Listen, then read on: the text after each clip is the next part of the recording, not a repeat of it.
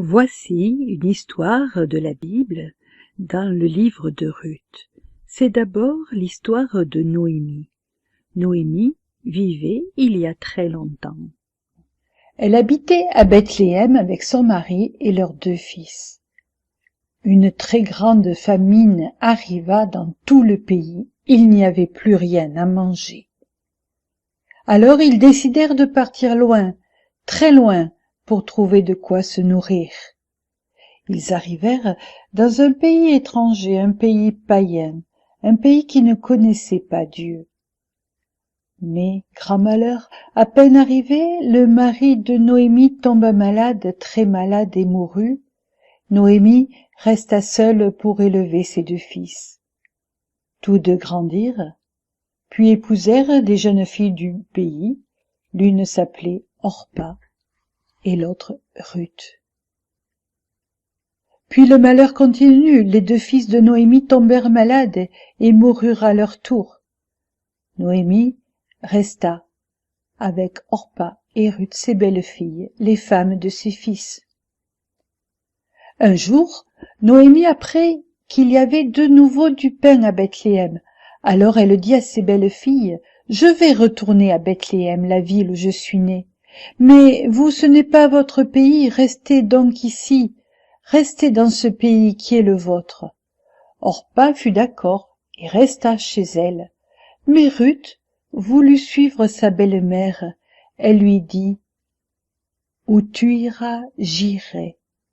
Où tu vivras, je vivrai. Ton peuple sera mon peuple, et ton Dieu sera mon Dieu. » Toutes 2 partirent donc pour Bethléem.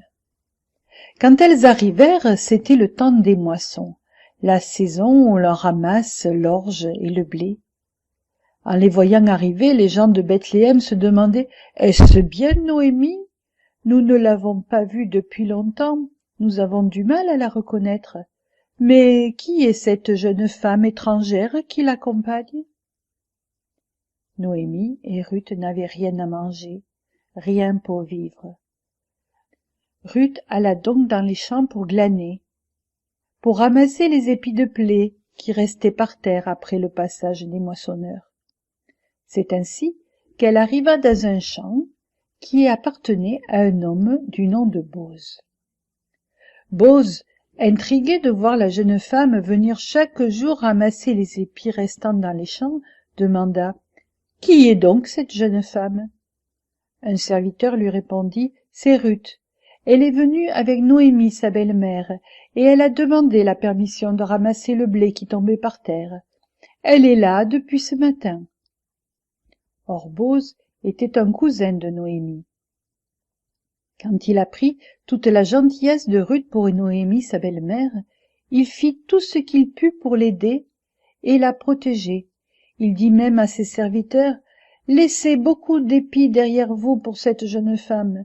Permettez-lui aussi de manger et de boire avec vous. » Et quand il déjeunait avec elle, Boz lui faisait griller tellement de grains qu'elle ne pouvait tout manger. Ruth continuait donc de glaner dans les champs, ce qui lui permettait le soir venu de rapporter à Noémie tout ce qu'elle avait ramassé.